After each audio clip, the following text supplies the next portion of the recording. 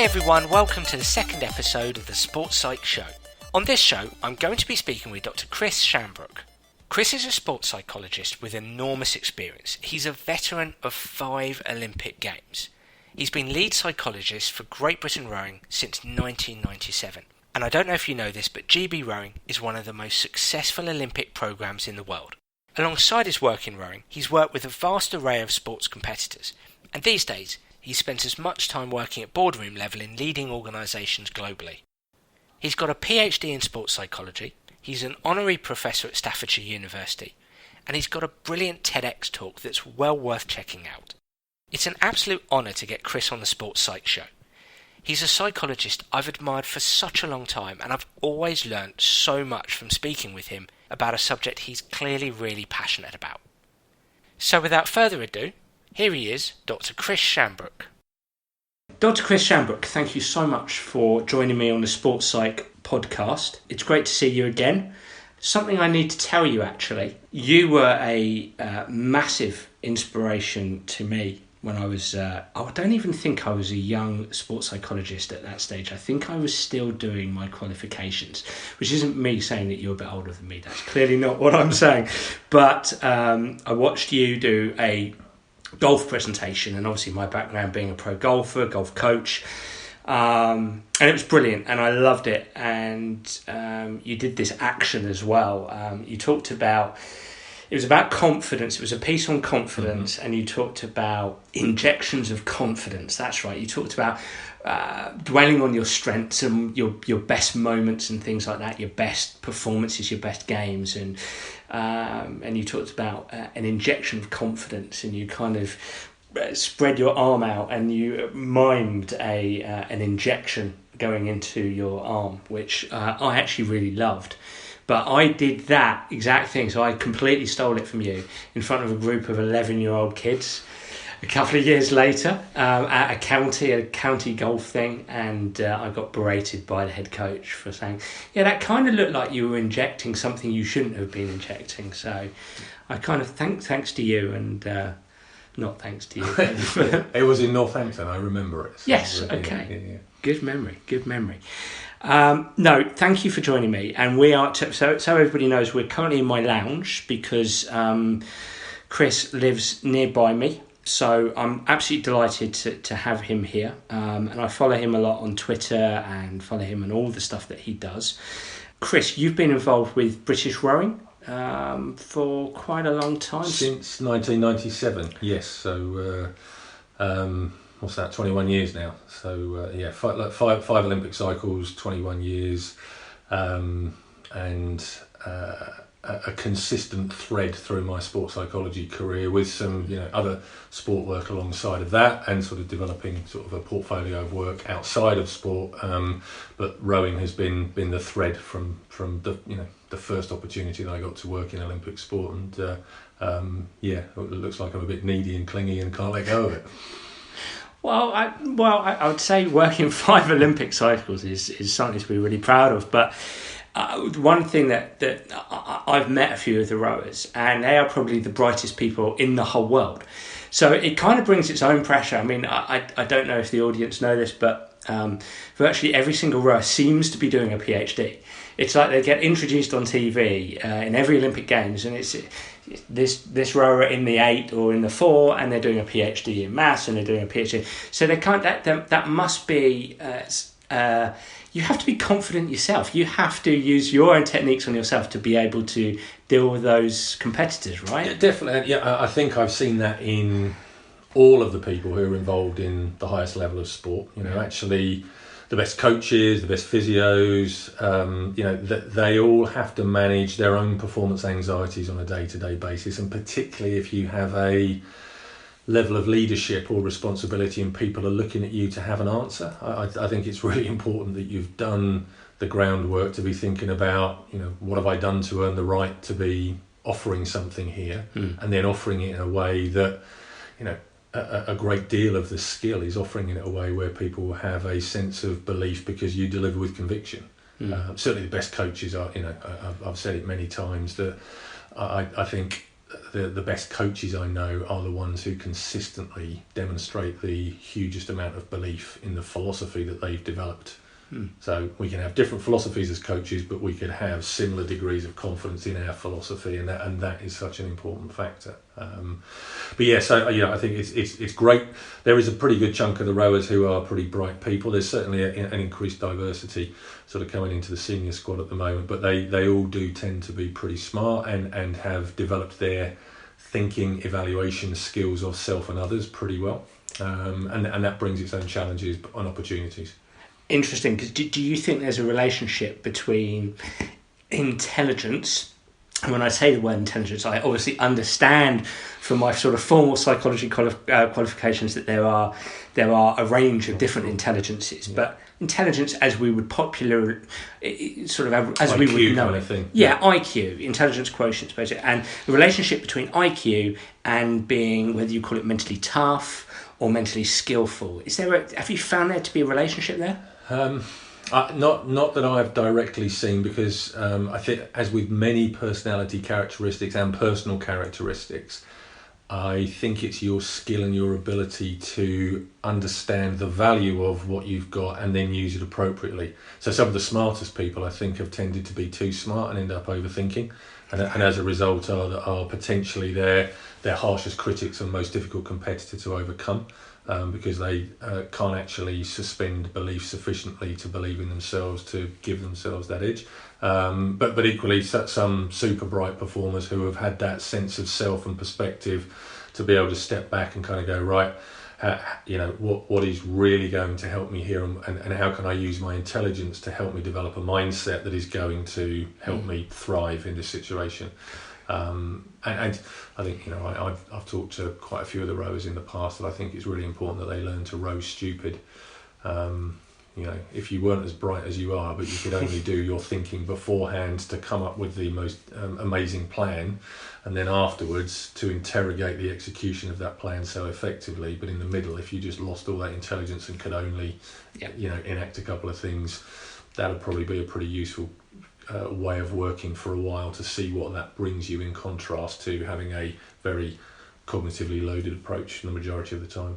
So that's interesting. So I've just written down here, and I'm not going to take loads of notes here, but what you've said is use the intelligence not to overanalyze, but to thrive. Yes, yeah, and I think that's the mark of the intelligence for me, is that ability to make the most effective choices that you have maximum trust in, that allow you to be primed for performance psychologically as well as possible. So I regularly cite a Bryant J. Skinner quote, which goes along the lines of, education is that which remains after what has been learned is forgotten.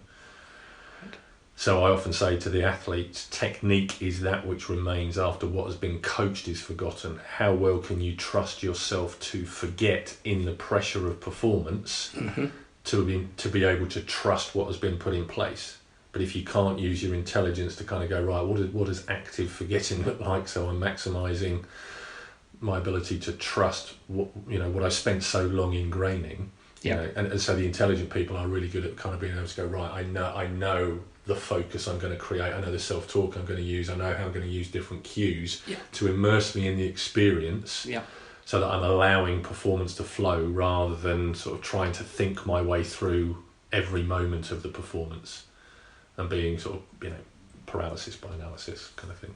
Just bringing you back to a word you used about 30 seconds ago, choice, and I think it's one of the biggest words in developing sports competitors and elite sports competitors. And I'm thinking here about who's going to be listening to this podcast, the coaches that are going to be listening and thinking, well, what choice do my athletes, competitors have? It's an interesting one for me, Chris, because it's like, what choice do they have? Is it a choice of thinking? Is it a choice of focus? Is there really a choice? Is there a biological mechanism that means that some people can't choose? Can we really control these things? What's your opinion of choice? Yeah, so the choice thing, I think, depends upon how ingrained an experience would be for someone. So if we think about stimulus and response, and we think about if someone has had a high degree of finding themselves in a certain situation and there's been a particular stimulus and they've responded in a particular way, I think they have to work harder to sort of, insert the sort of, the choice between stimulus and response. And so that means kind of rewinding a bit further and actually through your practice, through your simulation, actually making a more conscious decision as to what is the thing that is going to follow the stimulus. What do you want to say to yourself? What physical cue do you want? Let's try and break the stimulus response link. But if that's well ingrained, I think you have to work harder, one, to come up with the convincing plan that having this alternative strategy is the right one, and then two, building the confidence that you're able to do that and it starts to make a difference, and then three, that you're able to do that in the thick of competition when it really matters, and still trust it when you want to go another way. So I think, depending upon how how much we might need to extinguish a previous response, that makes it harder sometimes to get the choice in there. And I do think, from a motivation perspective, the choice bit's really interesting, because I think for some people, let's say performers who have a really high need to please and a need to be validated by other people, it's really, really hard for them to resist that. But it's not a conscious choice as to why they're doing it, but ultimately there's a real reason why they want to look a certain way or perform in a certain way to have other people look upon them well.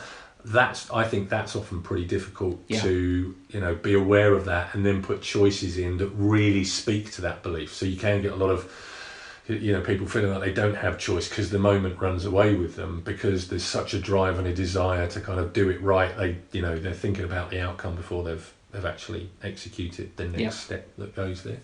But I do think, with the right kind of conversation, and if we start to think about choice in its wider sense, we can have some great conversations with people about how you could choose to perform. So something, I talk a lot about paradoxical intention with the work that I do. You could paradoxical intention. Explain that. Well, it's a good one. So it comes from Viktor Frankl, if my memory serves me correctly, where he just talks the survivor about of the Nazi camp. Talks about, actually, we're so focused on the thing that we do want to do and the outcome that we do want, and we're really focused on that. We never think, could I choose to do the opposite? So could I choose to go and look like a complete novice when every fibre of my being wants me to look like an expert? Could I choose to... in cricket, I've talked to people about, they'll have a certain number that's become their bogey number, and they kind of go, I get out every time I'm on that number. I say, well, that's fine. Next time you're on that number, you could choose to turn around and just hit your wickets and just walk straight. Just get yourself out, because obviously the number is controlling you. So why don't you just get yourself out? Because you could choose to do that. So rather than waiting for the inevitable thing of someone else doing it for you, do the thing that you would paradoxically never want to do. Just to go back to sort of say, have you got choice?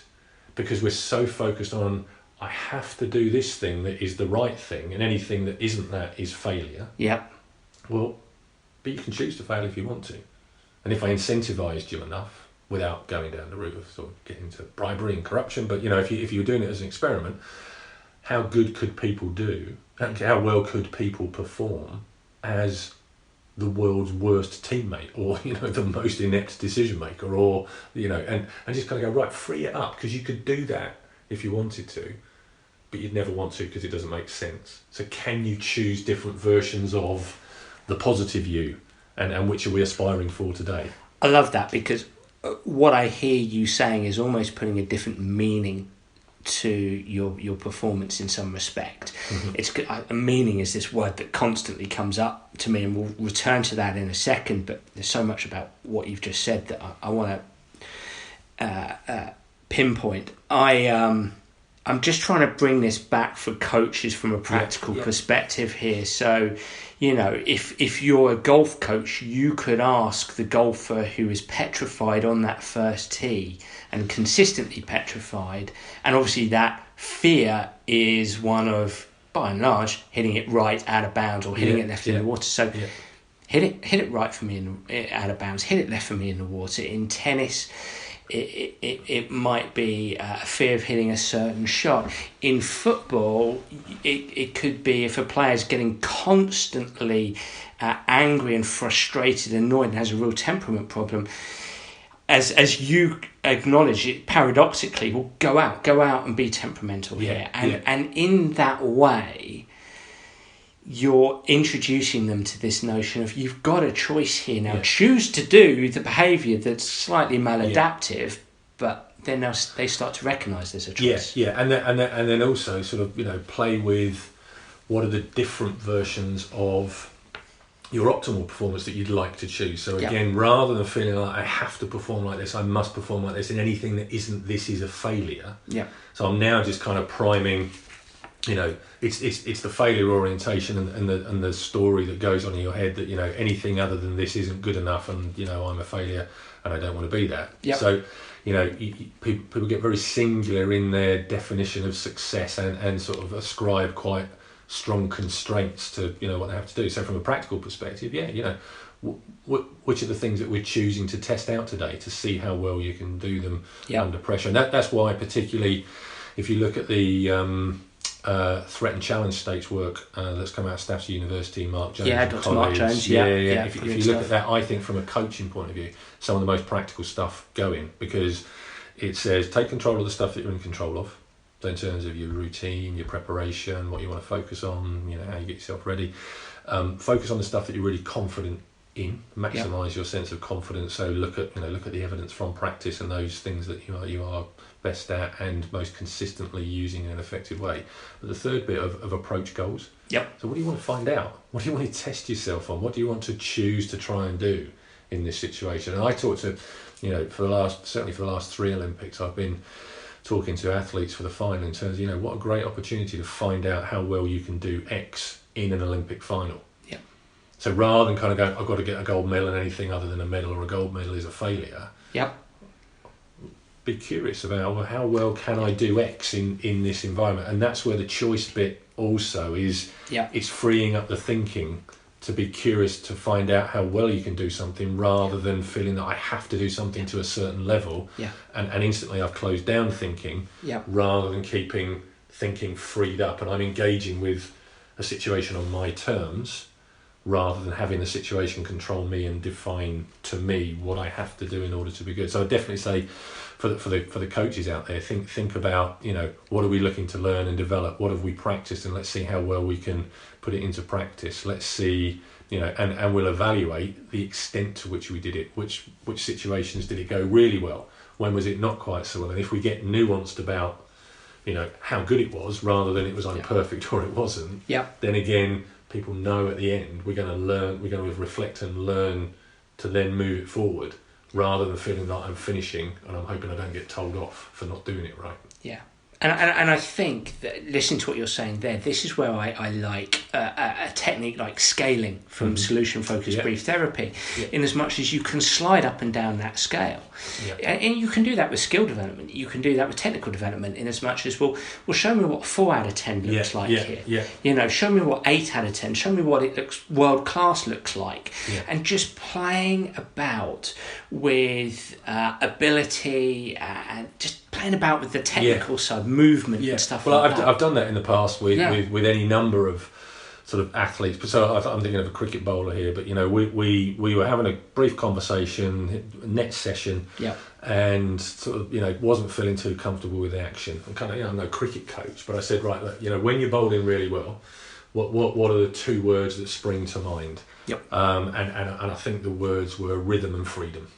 Okay, so we then just spent the next 20 minutes working on first rhythm. Right, I want you to show me a 2 out of 10 rhythm. Run in and show me 2 out of 10 rhythm. And it's quite light-hearted as well, so it does take a bit of the pressure away. Particularly, you go, no, I think that was a 4. That still looked a bit too rhythmical for me. Break it down and make it worse. But we just spent time playing up and down the scale just to show the control over that. And pro level player, so has some skill. But then we moved on to the freedom bit, and then we went into both. So now, and we're looking at, well, actually, look, based on how you're feeling today, what level do you think you're naturally at in terms of rhythm and freedom? okay, so just run in and give me that, and if it was a 7 out of 10, right, give me 7 out of 10 every time, because that's you making the most of where you are today. And now let's see if there's anything we can just do consciously by centering a bit more, preparing yourself a bit more thoroughly at the top of the run-up. Can we access a little bit more control over that and ease our way into a higher level, but not demanding 10 every time? Yeah. And sort of saying, well, if you're not 10, you can't be a professional bowler then, really, if you're not doing that every time. You're kind of accepting the reality of expert people where there's actually quite a degree of knowledge, so quite a degree of fluctuation. And just, the scaling stuff works really nicely. It's self-awareness, isn't it? Yeah. It's asking the question of the athlete, whatever sport they're competing in. Exploring what best looks like, exploring what worst looks like, what medium, what sort of 5 out of 10 looks like. Yeah. As you've done there, breaking it down into a couple of action-based, tangible words that then you can be curious about and play with over the next, say, 15, 20 minutes. Mm-hmm. And just building that awareness of what 2 feels like, 5 feels like, 8 feels like. So almost as if the brain and the nervous system can then become just a little bit more attuned. Yeah.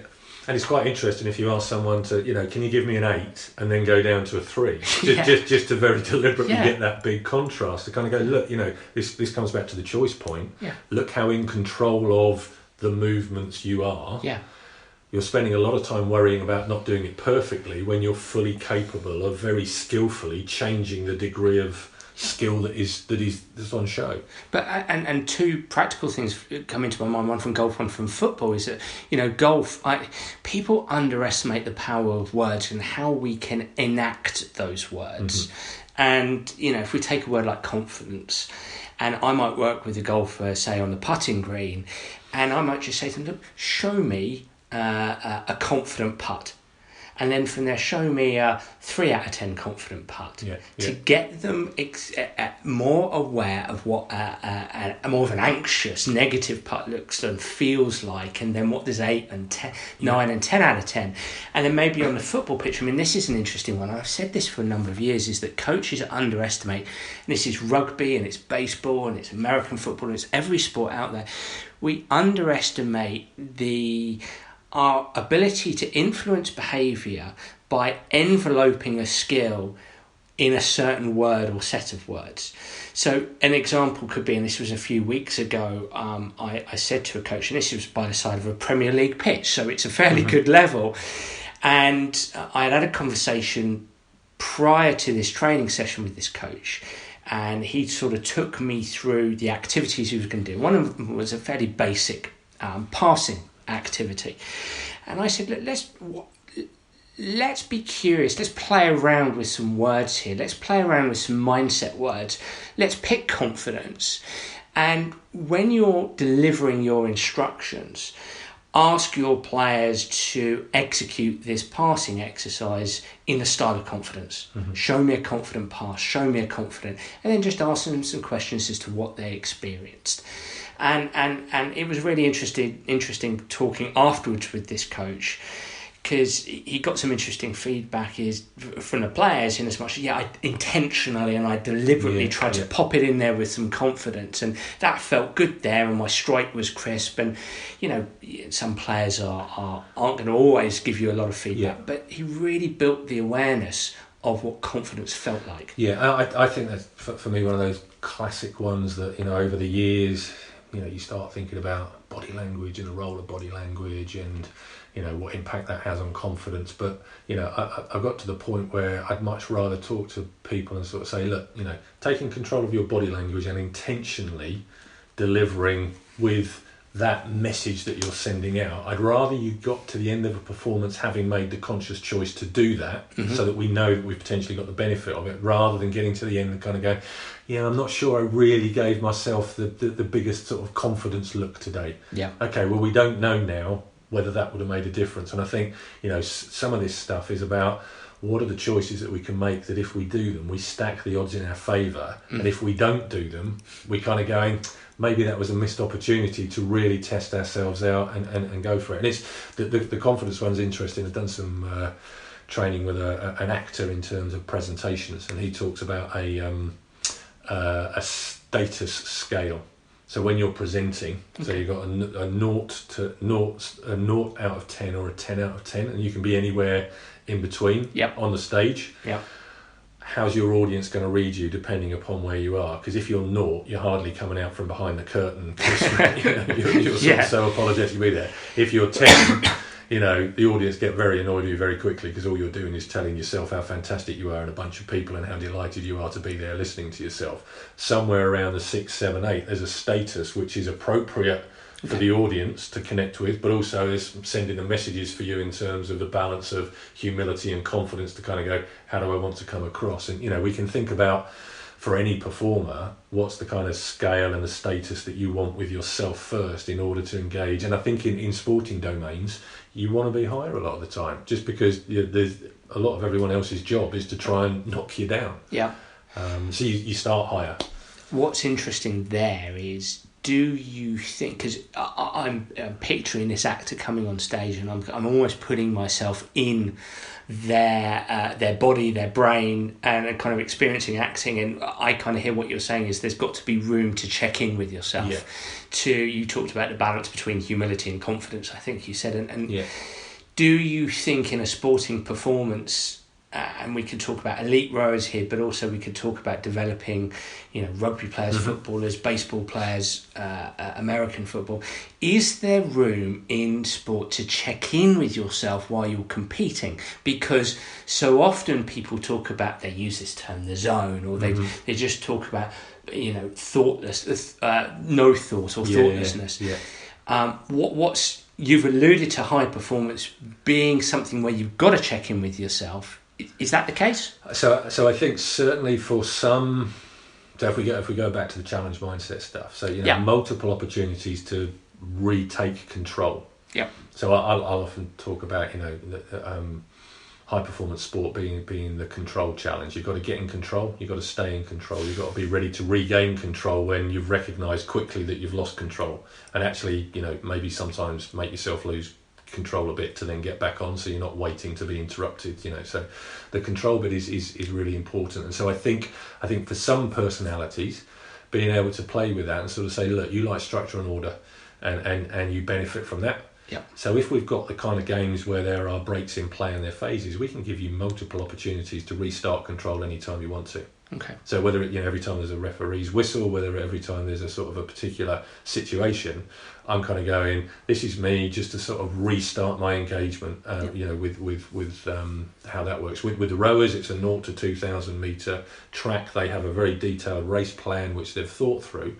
It's about them being able to kind of think about where are we in the race plan. I'm going to stay in the moment. Which bit comes next? And all I'm trying to do is do the next bit as well as possible, independent of how well the previous bit has gone. If it's gone well, keep it going. But if it hasn't gone so well, I'm just trying to take control. Yep. 1 stroke at a time, 10 strokes at a time, 20 metres at a time. So stay in there. Yep. And I think for some people that's a great immunity to outcome hijack. So outcome hijack being where my brain is constantly taking me to the finish line or the end of the game and wanting me to sort of have a positive answer to that. Are you going to win today? So that helps a lot of people who are highly competitive. Yep. Get back in the moment, stay in the moment. So the lots of control points and re-control points, I think, is helpful for a lot of individuals. There's fewer people, and particularly in team sports, there's fewer that I've come across who you just kind of wind them up and go. You'd just be looking at slightly less frequent points. So you'd be thinking about more obvious punctuation at half time.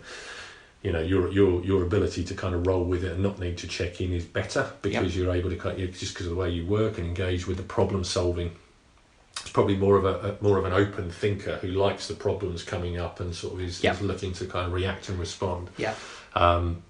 We just want to make sure they don't go too far off track by having I've solved this brilliant problem. It's really good, well done, but actually it's getting in the way of our overall tactical plan because you've just kind of gone off on your own mission a bit more. So, but you just rein them back in a little bit more frequently as well. So I think it's important just to think about what are some of the natural structures of the game as refresh, recontrol points, rather than as just opportunities that we might take to moan about officiating, or increasingly you see the hydration stuff coming in where there's the physiologically people are really taking moments to kind of keep the fuel and the energy systems in place. Well, just why not associate that with a kind of check-in on my brain as well, because I'm doing this partly for my brain as well. It's interesting checking in natural breaks in the game. If we think about sports like golf and tennis, there are clear, especially golf, there are clear points where we can check in with ourselves. I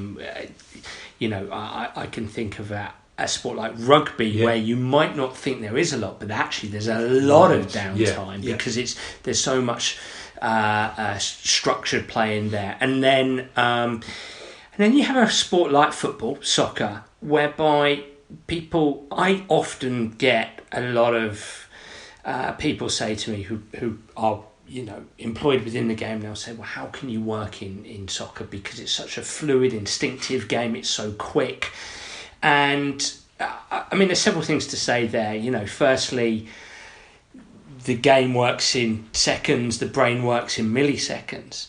But I find that the easiest way to work with soccer players is to get them more passionate about the mental side of the game and going out with a couple of mindset objectives related to who do I want to be, how I call it a game face, but I've got to check in with myself now and again. I've got to make sure I'm staying, whether you call it the right state, the right mindset. That's going to be an objective of mine. I think that in sport too often we're so socialised into outcome more so than performance, but also we're very socialised into I've got to perform, I've got to have that 10 out of 10, I've got 9 out of 10 performance, I've got to perform. And there never seems to be room for mindset. And when we think about it, mindset drives performance, which drives outcome. I find my work, I don't know about you, Chris, but I find a lot of my work is helping performers just become a bit more acquainted with their best mindset, just a bit more well-versed, and just delivering a bit more meaning around, I'm playing this soccer match today. I want to win. I know I want to score because I'm a striker. That means that I want to perform towards my best. Okay, what does that look like? What does that feel like?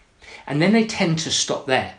Whereas what I want them to do is, yes, have that conversation with themselves. Yes, want to win. Yes, want to perform.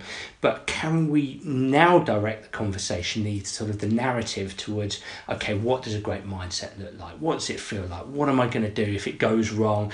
Make mistakes. If I make a few mistakes, if I go a goal down, how am I going to react and respond? And when I have that conversation with myself going into the performance, going into the game, I give myself a better chance to check in with myself, to manage myself. I think there's because it's interesting. I think the majority of the mindset examples that we give are usually as sort of getting ready to respond to not quite doing as well as we want to. And I do think there's again as with the choice, there's that, okay, well look, what are some of the things that could go really right that you want to be fully aware of as well, and what's your mindset going to be towards I'm just thinking of a clip I saw on the BBC website of Wayne Rooney making a tackle sort of back inside his own half. It was a bit of a goal, wasn't it? I saw that this morning as well. But that was 95th or 96th minute or something. And you're kind of thinking, actually, he wasn't responding to adversity there. He was just in a place where he's kind of going, I've got energy, I can make something happen. Having made the tackle, it's kind of, then there's the response, and he sees the diagonal pass, and he's put that in, and it's, that's the bit for me where it's about, talk about the mindset choices in any number of situations. Dominating your opponent for the first 5 minutes, kind of go, well, is that game over? You've dominated them for the first 5 minutes. If we, believe the socialisation, win the first tackle, and that's you done for the rest of the game. Yeah. Rather than, actually probably, hopefully, the psychologists of the other team have prepared them a little bit more, that they don't just crumble under that. So, I think definitely, thinking about mindset, really being very aware of how do I want to choose to engage with this situation? And one of the biggest things I talk about from the mindset is the 100% mentality, which is check in with yourself at the beginning of the day and kind of going, right, what version of myself am I today? Ideally we want to be 10 out of 10 ready all the time, but if I'm 8 out of 10 ready today, my job is to make it an 8 out of 8 day. Okay. So I'm going to get 100. I'm going to get 100% out of what is there. Yeah. And then I'm thinking, right, okay, if I can get 100% out of what is there today, that means look at my career, look at my history, look at how well I've been practicing. 8 out of 8 is going to be really good, and that means I'm likely to be doing these kind of things really well. And there's a couple of other things that I just want to have my mindset focused in on, so that I am going to be thinking, get the most out of what I am today. So, what's my mindset for the first tackle? What's my mindset for the first 10 minutes? And even, I think with that kind of thinking, that's when you as a player start to send out confident messages, because you're absolutely pushing to be the best version of yourself, and other players around you start picking up on that. Yeah. And for me, that thinking just comes from, any number of times that you've seen players who are sort of, feeling a little bit under the weather, or sort of, they're not feeling fully themselves. So they lower their expectations and they play brilliantly. Yeah. As a result of it. Yeah. Yeah, and you're kind of going, okay, but you haven't really done anything else kind of other than having a reason to accept that you're not in the best shape that you might be. Yeah. And then you're going to go with, well, let's see how well I can do, because I'm not expecting it to be a perfect day. Yeah. So we should be spinning that around, so we don't wait for people to get slightly under the weather to do that. Just, have that as part of your mindset to kind of check in, what version am I today? And then look, if you end up in a really important situation, and you're feeling 9.5, 10 out of 10 ready, and you're going to get 100% out of that version of yourself in a day, that for me is one of the most liberating skills to have. Going, well, I can't wait to get out there now, because I know I hold myself accountable to play in the best of my ability, and today I'm absolutely as ready as I could ever wish to be. Yeah, absolutely. And what I hear you say is that I could be an Olympic athlete, and you've worked with, you've had 5, you've been involved in 5 Olympic Games. So you're pretty experienced here. What you're clearly saying is that Olympic athletes don't wake up necessarily on the day of the final and feel 10-10. Would that be a fair thing to say? Yeah. So, in essence, what you're saying then, please come back at me if you feel this is the wrong way to see it, but in essence what you're saying is that Olympic athletes are vulnerable at times. They're not definitely necessarily 100% going to wake up 100%. Mm-hmm. They might experience anxieties and worries and doubts, and so subsequently they feel that 7 or 8 out of 10. It's just you've worked with them to reframe that, and rather than I feel 7 out of 10, I don't feel good. Great, right, 8 out of 10. That's good enough for me. I feel good.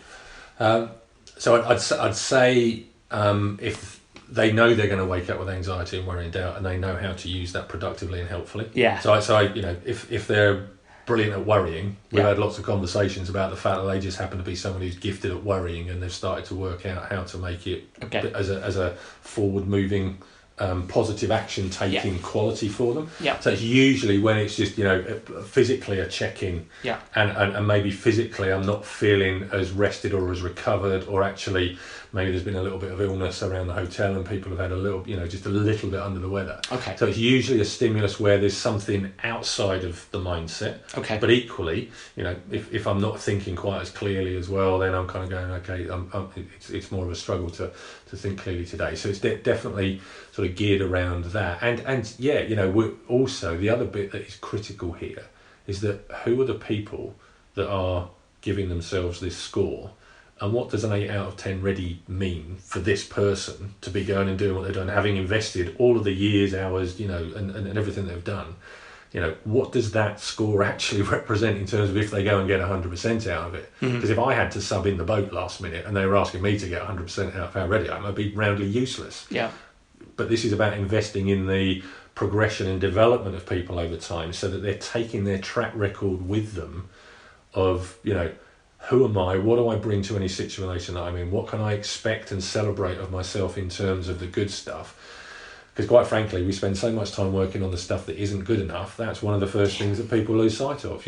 What is your 8 out of 8, and how good is that compared to someone else? And certainly for something like an Olympic final, it is a battle on the day of everyone who is the best at getting 100% out of the version that they are. Yeah. Because just as I might be self-obsessed and thinking I'm the only one, but I can pretty much guarantee that the majority of people are managing a story into the Olympic final, and that's part of the competition, rather than just sort of going, oh, I must be the only one. You're not.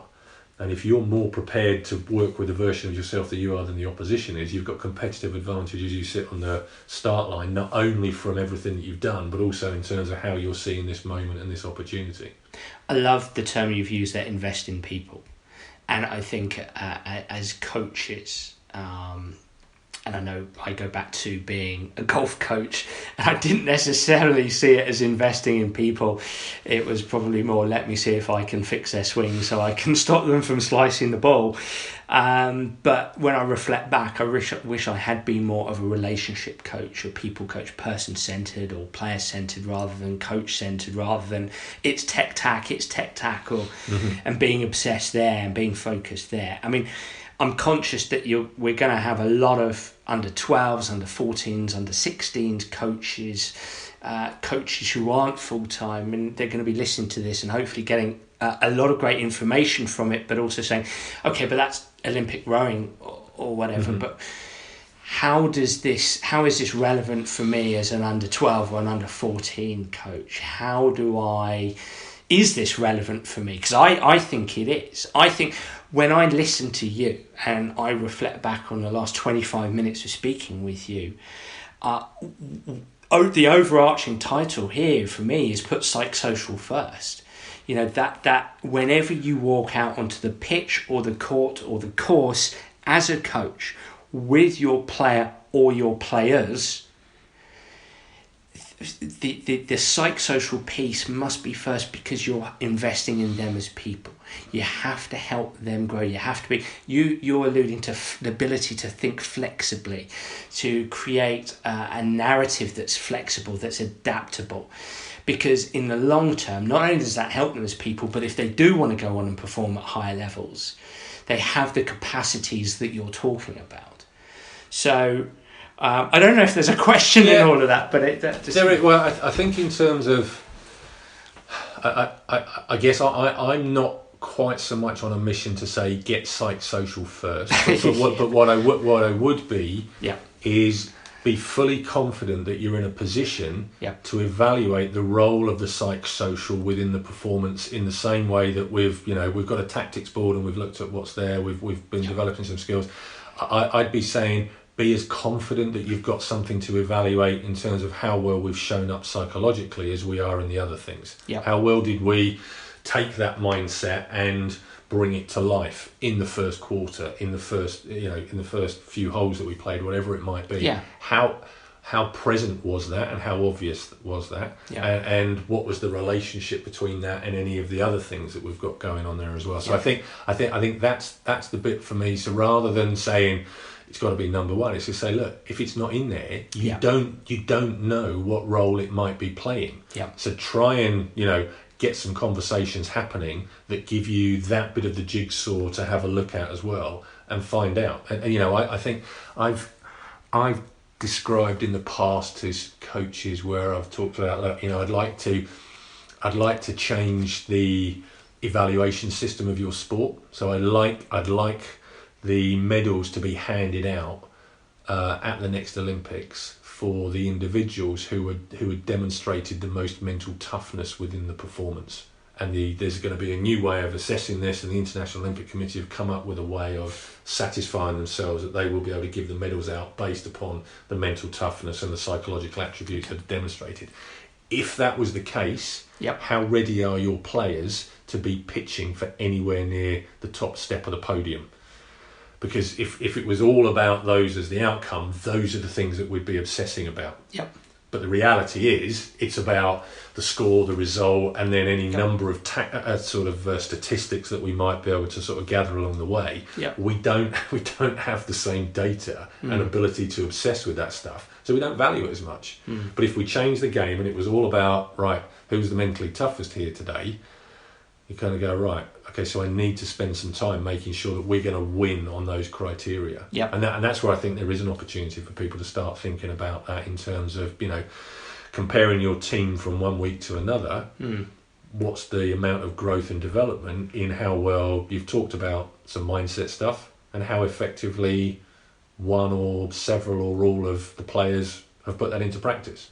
And so we're not trying to get complete compliance for everyone. We're following the curiosity of finding out, actually, look, this player stepped up this week and that actually had a knock-on effect to someone else. And how did that feel in terms of how you were playing? Which is just a different way into the conversation of understanding performance rather than, right, what was the score? Let's post-rationalise everything that went on so we get brilliant at describing history rather than understanding the experience. You've mentioned this term, mental toughness. Can of worms. I was actually about to say highly contentious thing. So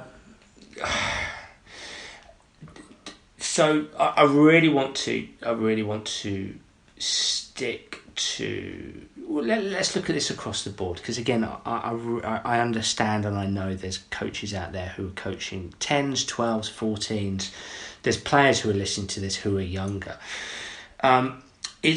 Do you think, from your experience, from your 20 years of doing this, is mental toughness, is this notion of mental toughness, perhaps you might want to define it or not, it's up to you, is this relevant for younger age groups? Should it be worked on with younger age groups? Obviously, in your opinion, where's the link to the elite level? Yeah, so I, in reality, from a practical perspective and thinking about, working with people who aren't particularly interested in definitions and sort of academic research. Sure. I would actually enjoy the fact that if people were starting to use the term mind, strength and conditioning for the mind.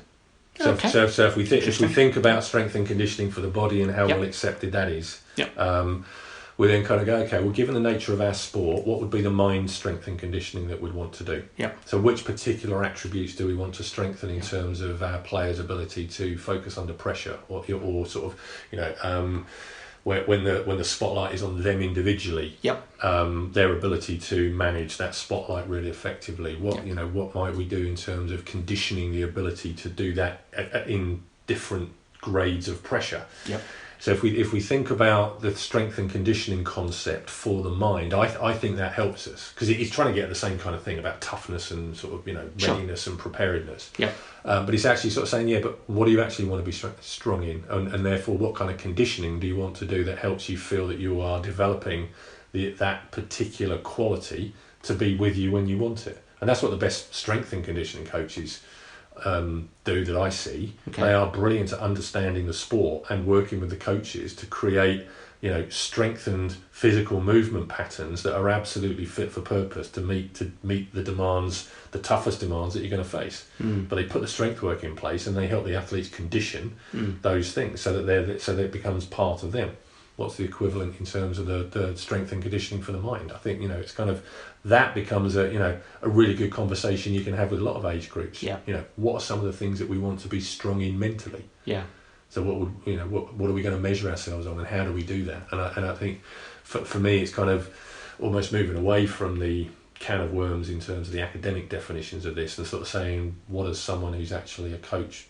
What do they want? They want to understand the ability to kind of go, I can work with a psychological attribute to strengthen it. And then I can condition it across different situations by changing scenarios, changing sort of the way in which we practice. In the same way that we do with technical skilling, trying to ingrain technical skills so it's robust. And get the basics in, but then build up the sort of complexity within which we can execute that skill as well. It's interesting because I've started to think in terms of mental skills, basic, what in our profession we might call psychological skills training, or just basic mental skills. The notion of static and dynamic mental skills, in as much as This is the kind of stuff that keeps me up at night, sadly, Chris. Just a static mental skill could be, and I'm going to use my sort of colloquialism here, working on, again, what I would call a game face. So a little bit like you alluded to earlier with your cricket example, a couple of keywords, a pictorial metaphor, using a model player and putting that together with the keyword. So I find it a highly effective way of bringing sports psych to life for players, even the most sceptical. So I could sit there with a player and we could talk about this game face, or establish this game face, and for me that's a conversation, and it's coming from, I'm eliciting it from the player's mind and nervous system, and they're like, okay, yeah, I can see that. They might pick confident, relentless, messy as a random example, absolutely random example. And that evokes great pictures for them, and it just gives them a bit of a spring in the step so they can find the right state. But then for me, turning it static into dynamic is for a coach to, whether it's insist on or demand on, seeing that game face in an activity, under pressure, a small-sided game, a keep ball, a rondo, whatever it might be. Suddenly they want to see that, and then they might put that player under a bit of pressure and test it under pressure. So it's got to go from static to dynamic. And I think when we see it in dynamic, and I understand I'm not talking in absolute measurement terms here, it might just be a subjective, I see that you were confident, relentless, messy today. That looked good. Give me your mark out of 10 for confident, relentless, messy. Then that's more dynamic, and I really am passionate about, again, bringing this back to age groups. That can start young. Yeah. And when that starts young, well, we're going to go roundabout to what we were talking about half an hour ago, which is, you're starting to put the building blocks in, the narrative around mindset. We're starting to help athletes become more engaged in that, understand that idea of choice a bit more. I can choose to be that game face in the moment. I can choose to be it actually when I'm in this narrow-spaced keep ball game. But it starts early. And that's where I come back to psychosocial. When I say psychosocial first, I'm clearly not saying, well, let's just ignore the tactical and physical side. That's ridiculous. But when we can embed these ideas in rather than ignore them, then that becomes powerful. So the rowers who have that at 14 years old, when they hit your top squads, suddenly they're more adaptable, they're more flexible, they're better. Yeah, and I think part of the opportunity here is really starting to think about helping understand what sports psyche is trying to do a lot of the time, because I think there's too much emphasis, which is, I will be your guru and make you amazing forevermore, and just unlocking these levels of performance that have otherwise been untapped. There's definitely that aspiration to explore that, what does potential look like and how can you get that more often. So there's definitely that version of it, but there's also the reducing interference version. Is there some stuff we can do to stop your bad days being so bad? Because for some people that might actually be a really good starting point, just to kind of go, let's stabilise and let's kind of give you some control to then be able to start building. And those are very different things. Yep. But I don't think the professionals, we haven't done a particularly good job of selling, those differentiated stories and sort of saying, actually, we go, there's different ways in which we would work. This isn't about finding a guru who's going to be able to kind of be on the back pages and associating themselves with a particular, team that suddenly, look, they've got this psychologist working in and look what they're doing. I just think that's offensive to all the other people who are there all the time. Absolutely. But it is about having someone who can come in and help people understand, right, where are we targeting this? Yeah. Because actually for the youngsters to be able to kind of go, do you know what?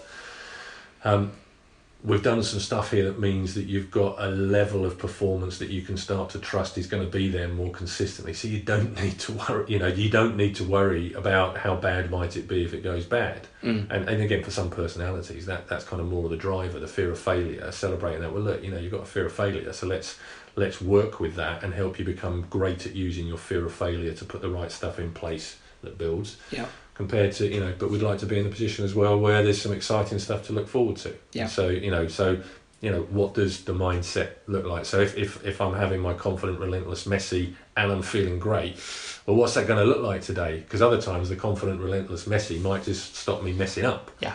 And just have, again, that flexibility for people to go and explore what influence that has upon the performance and then the outcome, rather than constantly be working back from, I need to have a win guaranteed, and I want you to tell me something that's going to allow me to do that every single time. We're not accepting the reality of sport, where it is about stepping into the sort of stepping into the unknown, but trying to take control of it and giving your best, to get the performance and the result that you want. And you know what I'm thinking as you're talking? It's really great, powerful stuff, because I'm thinking, how many coaches have a conversation amongst themselves or with their performers, and they're going in from the outcome through outcome into performance. Yeah. And kind of what you're saying there is, hang on a minute, let's actually have a conversation maybe from mindset into performance. And when we are having a conversation around performance, the performance piece, then really it should be around the controllable performance things, 1, 2, 3 things that I want to achieve on the pitch that I can actually control. And the coaching points that I can control, not decision making, but the specific things I can control. But they don't, so many coaches, who are brilliant coaches and they're passionate, but perhaps they just lose that mindset piece because they're going at it from outcome performance and they don't dig deep enough to the mindset. Yeah, and that comes back to the stuff we talked about earlier as well, in terms of confidence in whatever position that you're in. Because I think for coaches to be able to accept that, look, I'm absolutely outcome driven and I'm passionate about it and I get my confidence from winning and it's really important to me personally. Yeah. For the coaches to kind of be able to kind of go, right, that's my default and that's my starting point and I'm going to celebrate it. Yeah. And I also know it's going to be really useful to add some other thought processes and flexibility of thinking alongside that, so that I can feed my desire to win in a number of ways. Yep. And that. So and a lot of coaches have played and performed, and that's the kind of stuff that I'll talk to performers about, in terms of look, here's your bias. This is what is important to you. Let's not deny that. Yeah. But let's make sure that is a starting point from which other approaches can be used. Yeah. Because when we can use your natural one and it's all we need, we're all over it because you're awesome at that. But actually, if that one isn't quite working, what's your confidence level that you've got some alternative reference points, mindset, points of focus that actually give you that sense of, I'm more than just that natural bias, and I can fuel that natural bias in other ways as well. Because I think that's where we get some of the challenges that outcome thinking is bad. Outcome thinking is essential. Yeah. It's just, if it's the only thing you've got, then potentially it isn't going to be that helpful all the time. Yeah, absolutely. And I would want to make that clear. I mean, I absolutely, I think I accept, understand, and I also know from an individual differences perspective, as you're alluding to, it really helps people to think about the outcome. Yeah. It's just, we've got to, for me, I find I have a real effective relationship with a player when I help them expand onto performance and their mindset. Yeah. And coming back to something you said a couple of points ago, is that mental skills isn't so much for, this is my interpretation of what you said. You're seeing a sports psychologist, you're seeing Dr. Chris Shambrook, you're seeing Dan Abraham, so you're going to be 9 out of 10 or 10 out of 10 every time. What it is about, for me, in my opinion, attention control, self-efficacy techniques, self-talk, goal setting, all these little techniques that we are well acquainted with and coaches should be more acquainted with, turns the 4 into 5 out of 10, the 5 into 6 out of 10, the 6 into 7 out of 10. I had a text at the weekend, a very good footballer messaged me and said, you know what, I give myself 6 out of 10. An average, we defined that as an average performance. Mm-hmm. But he said, I'm delighted because you know what? If I hadn't used my self-talk today, if I hadn't talked myself around a couple of early mistakes, I would have had 5, possibly 4 out of 10, which would have possibly seen me hauled off, possibly out the team next week. Yeah. And that gets to the crux of it. And when you think of tennis and golf and individual sports that I might use more of a scaling A, B, C, D, for me, it's not so much, hey, come and see me, Mr. Golfer or Miss Golfer, because I can help you have your A game all the time. I mean, that's just ridiculous. Yeah. What I feel I can do and I can co-create with you is the system that enables you to get the most from your C game and the most from your B game. And when you're a tour player and you can get the most from your C game, then you can shoot under par in your C game. And wow, that's powerful. Yeah, so that's kind of how I see it. Yeah, definitely. And I think that's that's just the honesty of what the potential of the psych work is, and but also it doesn't mean there's not a huge shared ambition. It would be fantastic to unlock that stuff, and I think most sports psychs are probably frustrated competitors as well. So I am. Well, would certainly roundly like to be involved in as many successes as possible. But it reminds me of Steve Redgrave's principle, which I think in sort of combination with Jürgen Grobler, Matthew Pinsent, they talked about on their worst day they wanted to be good enough to beat anyone else in the rest of the world. So that is about raising your lower levels up, so that on our worst day we want to be good enough to beat anyone else in the rest of the world. So that's just as an aim. Yeah, it's an ambitious aim. Yeah, but it also means that you're trying to raise your top level as high as possible, but then bring your lower level as close to that higher level as possible, so that you're not wondering about how bad we'll be when we have a bad day. Yeah, you know how bad you'll be when you have a bad day, and you still know that is exceptionally good and competitive. But I think it certainly works from the endurance sport. It's not an invasion game. I think rowing would be fun if they were allowed to cross lanes and sort of interfere with each other. That would be awesome. There definitely needs to be that. But so there's definitely ways in which the different sports can be sort of positioned because of the way that how we interact with the opposition and what we're trying to do, and how much of a kind of a head-to-head psychological battle it might actually be. Rowing's as much as a battle with yourself as it is about and as a battle of perceived possible outcome, rather than going with creating the reality of what is going to happen. Okay. Whereas other games, it's much more about that kind of in the moment, constantly. Certain sports where you've got to be really good at not letting the direction of the game or an individual on the opposition who's doing something. You've got to resist their interference. Yeah. And be ready for it. But I think that's part of the fun of it as well. It's kind of but bring it on, make it as hard as possible because I'm ready. Yeah. And you'll be so annoyed by the fact that you can't actually get me deviating off that. I've now won. Yeah. I mean, it's you mentioned there, Steve Redgrave, Matthew Pinsent setting themselves a goal with their coach Jürgen Grobler at British Rowing to be on their worst day, be good enough to beat the best in the world, and that has so many psychosocial implications, life implications, implications. Tech implications, physical implications in terms of the depth that they've got to explore to be that good. You mentioned this name, Sir Steve Redgrave, who I think 99% of the audience would know who he is. Maybe some don't. He's the most successful British Olympian alongside Sir Chris Hoy. Chris Hoy's got more gold medals, but at Steve's point at the end of his career was certainly, so 5 Olympic gold medals, 1 Olympic bronze. He doesn't get the credit for the bronze, so we'll throw that one in there. But, excuse me if I, because I know you've been around the rowing setup for a long time, and there's only so much you can say.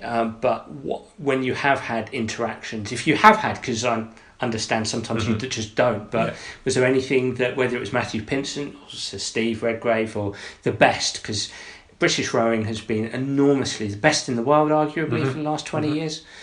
What is a great mindset with this? What do these guys do that's different, do you think? And girls, of course. Because the women's programme has been sort of really amazing burgeoning over the last 3 Olympics as well. And it's interesting. Certainly, there's from the endurance sport perspective, there's a huge amount of confidence that comes from the history of this programme's worked before, and now I'm part of it, and so there's definitely a past successes, Albert Bandura, self-efficacy. There's certainly a rolling confidence. Then there's I think the other thing that always strikes me is that the people who are most consistent the things that they are similar in is there's their acceptance of themselves. So they might be very different characters, but their self-awareness is high, and their acceptance of that awareness is similarly high. Okay. So there isn't necessarily a complete ego orientation or sort of confidence in this way. There's a sense of I get me and I know how I work, and I've accepted that as the basis, and I'm really good at then making the choices that I need to move forward. So I think for me that's probably the broadest brush that I can paint in terms of the similarities, because I don't think there is a single winning recipe, but I do think there are those people who consistently take the time and effort that this is so important to me and who I am, that I've really started to work out how I am, how I tick, and what I need to be able to do in any number of situations to sort of enjoy the chance I've created for myself and stepping up and taking it. So there's definitely that piece, as well as I think they've just got really, really good at being highly invested in something from a personal perspective. Enormous motivation. Yeah. But which doesn't always mean it's unfaltering motivation, but it means that there is a pretty good reservoir there for them. Which comes back to the self-awareness, doesn't it? In many respects, knowing when you're self-aware, a big part of self-awareness is obviously knowing your strengths and weaknesses, and your, to a degree, your personality, who you are, what you bring to the table that helps you be motivated, and what you bring to the table that will distract you from being out there and giving it 100% or however. And that's where I just think there's also a pretty good quality that I think that the best people are pretty consistently able to have a look around them and have a look at what's in it for them because of the particular people I'm surrounded by at the moment. So how do I benefit, and how do I make sure I'm using that concept, but also how am I supporting others? So another one of Sir Steve's philosophies was that he always wanted to be the worst member of any boat that he was in. Okay. Yeah. So that would mean driving his own level as high as possible, and then doing everything possible to see if he could support the other people in his crew to train with even more effect, and then start outperforming him. It's a lot easier just to slack off, to be honest, to be the worst member of any crew that you're in. But given his competitiveness, that really worked in terms of, well, if I make myself this good and then I work really hard to get everyone in a position where I think they're better than me or going to be better than me pretty quickly. Again, it's finding the personal way of engaging with this stuff, and that that's where you see that people do commit their entire being to the pursuit of finding out how good they can be at doing something, which, if you interrogate it too much, is it's not life-changing stuff, but it is for them, and and that's what I admire the most, actually, that ability to commit with such discipline.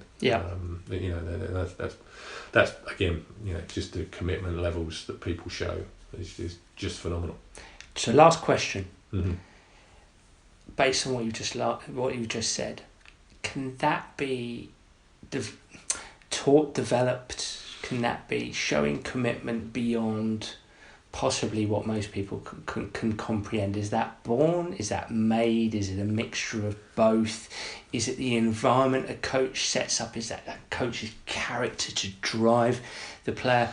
What is it, Chris? Is a bit of everything. Well, yes, because it's interesting, because those attributes that you would sort of be wanting the athletes to show, I think if you then look at the coaches and you think to what extent is the dedication shown and role model from the outset by the coaches, what's their level of commitment to them being in a position where they believe they are the best coach that they could possibly be, creating the most conducive environment, supporting each person as well as possible. I think a lot of those qualities, if the people of influence have got that drive themselves and they're wanting to create something to collaborate with other people around, I think that's a really important bit of the jigsaw, because then you get the great synergy of athletes with a similar mindset, them finding themselves in this conducive environment, and you get the kind of magic happening.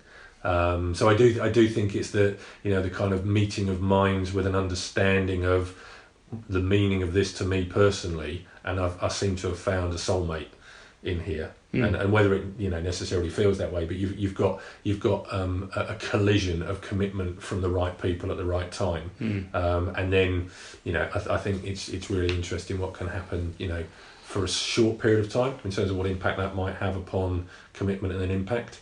It's the ongoing legacy stuff that I think that's fascinating. In terms of how is stuff maintained over those periods of time. Something like the Leicester City story, a few years ago, really interesting. But no chance that was ever going to become no chance that was ever going to become a kind of a way of being for that club. No.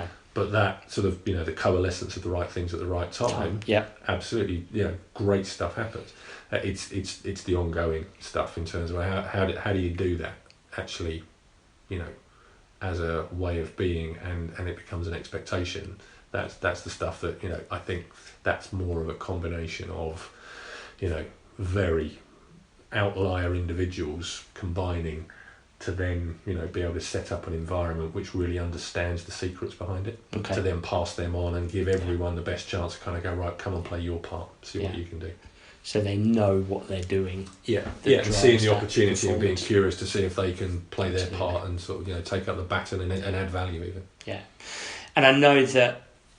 So I want to talk about here how people can get in contact with you and see what you're doing, because I know that sort of what you were alluding to there. I know you work with organisations and in essence to uncover how they can best high perform and create these sustainable sort of, whether you call them world-class cultures, world-class environments. So I know you have a couple of websites, so where can anybody who wants to get in touch? Yeah, certainly from the Sport Psych specific perspective, if people go to believeperform.com.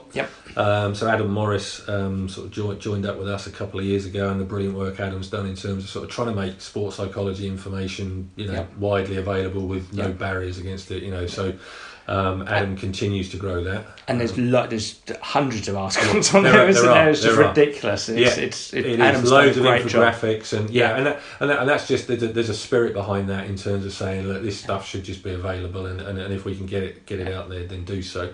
And similarly, from a Planet K2 perspective, we have the performanceroom.co.uk. So your company is Planet 2K. Planet K2. K2. 2K is often done because that's the distance for the rowing course. Planet K2. Two people called Keith set it up, so K2.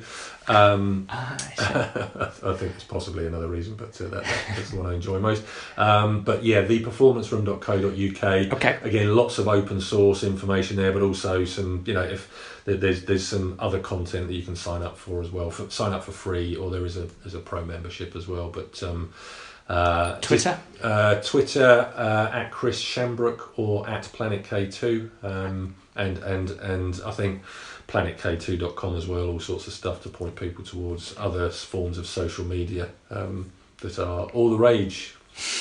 They are indeed. Okay, Dr. Chris Shambrook, thank you so much for your time. Pleasure, Dan. Thank you for the interview. It's great fun. Cheers. So a massive thanks there to Chris. I really enjoyed that. I learnt a lot, and I hope you did too. If you did, please leave a review, and don't forget to subscribe to the podcast to listen to future episodes. I do hope you're going to join me for next week's episode. In the meantime, bye for now.